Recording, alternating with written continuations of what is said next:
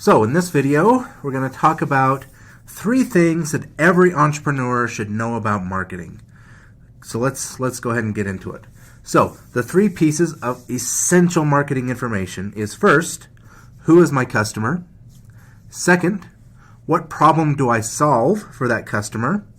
And third, how do they go about the process of buying a product or service like what I'm offering? It's also important to realize that it is not essential for an entrepreneur to know how to make cool ads.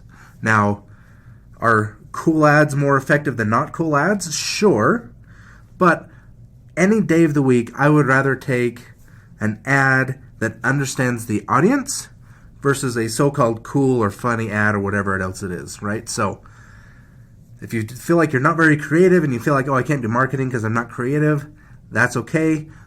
These next 3 things we're going to talk about are going to cover the vast majority of what you need to know to come up with good advertising as an entrepreneur.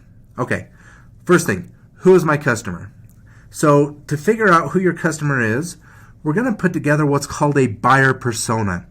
So what a buyer persona is, it's a fictional person that represents your ideal customer, right? If you think of, this is the kind of customer I would love to have every day of the week, that's your ideal customer.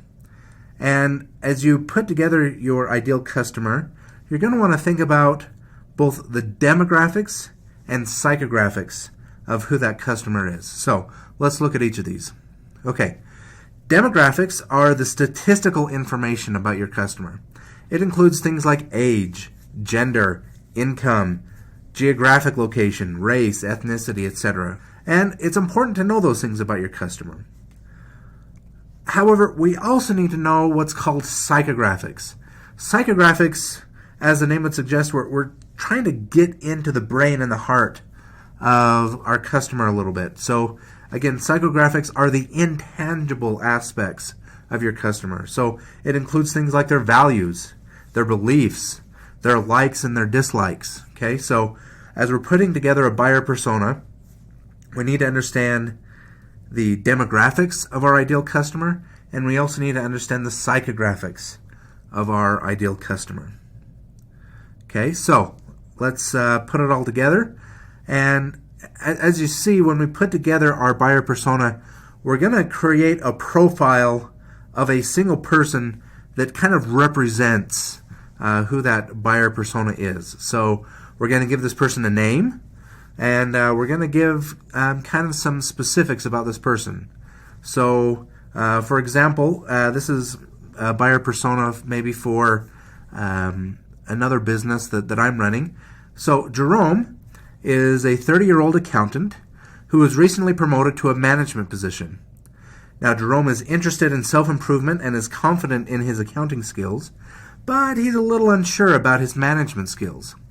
He wants his team to produce excellent work, but he also wants to make sure that they feel valued as individuals. Okay, so before we move on, I just want to point out a couple things here. First off, am I only selling to 30-year-old accountant men?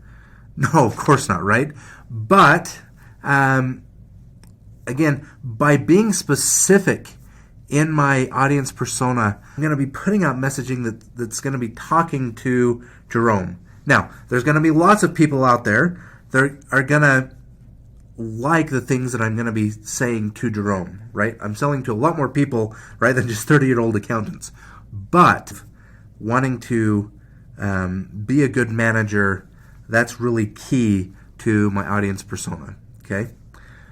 So next, we need to get into what problem am I solving for my customer? And so let's go back to Jerome. So Jerome, like we said before, he's a little unsure about his management ability, and he knows he needs to hold his team accountable, but he kind of holds back a little bit because he doesn't want to come across as rude or power hungry, and so as a result, some of the audits that he's managing are starting to run behind. Okay, so what happens is, what solution am I offering him? We have a course that's called How to Hold Others Accountable Without Being a Jerk. Okay, and so again, this is speaking to his desire to hold people accountable without some of the negative things that he's kind of worried about there. Now, as we're putting together a solution, we need to find a way to talk about it in terms that the customer is going to understand and appreciate. So what we're going to do is we're going to put together a value proposition. And the value proposition, it's not necessarily the exact message that we're going to send out to the customers, but it's something that we're going to use to make sure we understand the value that we're going to be offering to our ideal customer. Okay? So for Jerome, and for this course, How to Hold Others Accountable Without Being a Jerk, the value proposition is going to be something like, okay, so for idealistic leaders, we provide training and coaching to help them be both effective and compassionate. Okay? So again, we're looking at something that's going to help Jerome understand what value he's going to get by buying our product or our service. So next, we need to understand, how does a customer actually buy? And generally, we're going to look at it in either 3 or 4 stages. I've got a 3-stage process here on the slide. If you go out and Google these, you may find maybe 4-step processes, 5-step processes. Fine. But again, these 3 are going to be core, and you'll find these in almost anybody's buying process. So the first thing we need is awareness, and we're going to be looking at things where, so for example, we're going to be looking at things like, where do they look for solutions? Where do they spend their time? Okay, so those are the kind of things that we're going to be looking for there.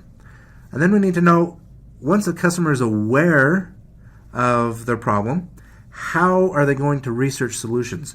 Where are they going to go looking to find something to solve that problem? So again, we want to look at what information do they want to know, and where are they expecting to find that information? And then we need to make sure that that information is out there. And finally, how and where do they like to actually buy this type of solution? So individuals versus corporations are you're going to get different answers for each of these things. So we need to know, is it going to be an impulse buy? Is it something that they're going to need maybe a few steps before they want to buy? Are they going to want to talk to somebody before they buy? Those are all the kind of things that we're going to need to understand about our buyer persona. So again, let's go back to Jerome. We talked about the awareness of the issue he had. So as he's kind of worried about this insecurity, he comes across an ad on LinkedIn, and the ad kind of talks about another manager who overcame his exact problem. And the ad has a little call to action that says, learn more. So Jerome says, well, gosh, that's exactly the kind of thing I'm looking for. So he clicks the learn more button, and this will take him to a landing page. And the landing page has a course outline, it has some reviews, and at the end, it's an option to buy now. So as Jerome's kind of looking through the page, he realizes, yeah, this is exactly the kind of information that I'm looking for. He looks at the reviews, says, okay, it seems like this guy can deliver. And so he clicks the buy now button, and then he buys online, he uses his credit card, and he gets instant access to the course. So kind of through that process, again, that's how we're going to be helping Jerome find a solution to his problem. Okay, so again, just to wrap things up, remember that the most important things that an entrepreneur needs to know about marketing are, first, who is my customer?